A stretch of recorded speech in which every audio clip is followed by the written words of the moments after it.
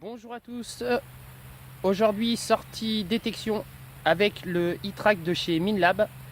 Donc comme vous pouvez le voir derrière moi, je suis muni du e-track et je suis dans des anciens jardins datant du XVIIIe siècle dont j'ai les autorisations pour pratiquer la détection.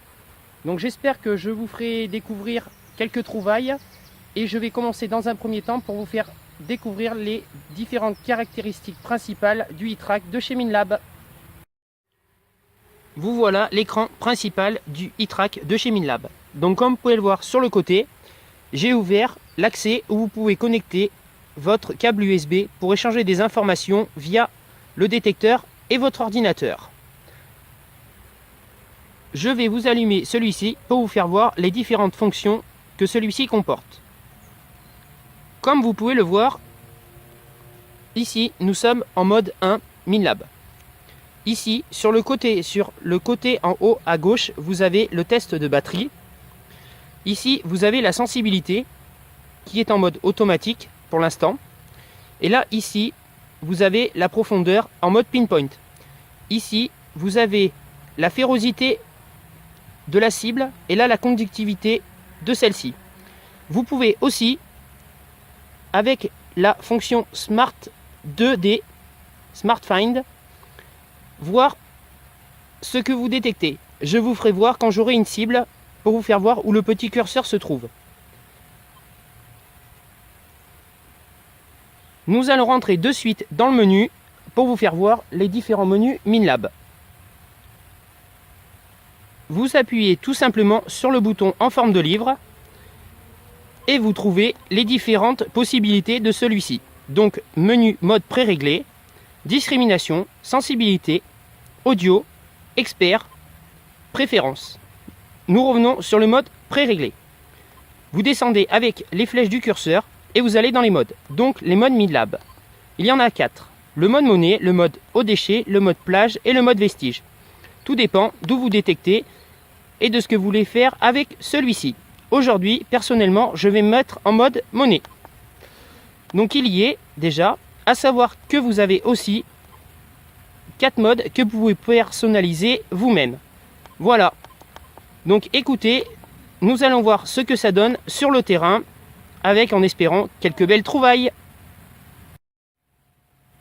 Comme vous pouvez le découvrir avec moi, j'ai un son qui me semble être une monnaie.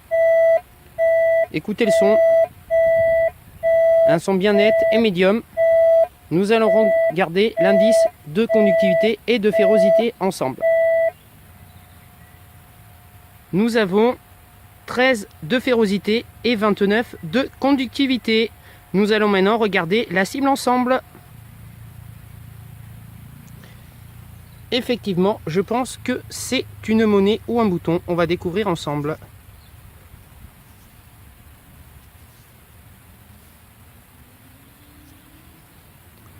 C'est une monnaie. Voilà, une 1 franc Morlon. Je vous ferai une photo. À très bientôt. Vous pouvez voir avec un indice de conductivité de 11 de férosité et de 21 de conductivité. Regardez.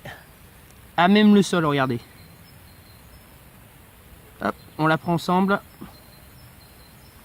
C'est une toute petite monnaie. Malheureusement, il n'y a plus rien dessus. C'est dommage. Mais c'est une trouvaille quand même. Voilà. À plus tard. Voilà, détection finie pour aujourd'hui. Donc on fait le bilan ensemble. Donc le e-track est une très bonne machine, très sensible aux petites cibles, comme aux grosses cibles, comme vous allez pouvoir le voir, le constater dedans le récapitulatif. Donc il m'a donné pas mal de monnaie, ce qui est très sympa. Donc comme je vous dis, tout ce qui a été jardin ancien, faites-les, ça vous apportera toujours des trouvailles. Voilà, je vous fais voir tout de suite les trouvailles. Voilà les trouvailles. Donc le petit plomb de sac, 1, 2, 3 monnaies royales, bien abîmées, c'est dommage.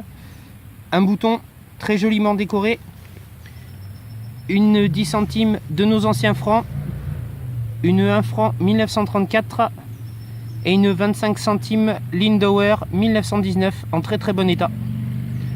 Voilà, je vous dis à la prochaine vidéo et vive Minlab.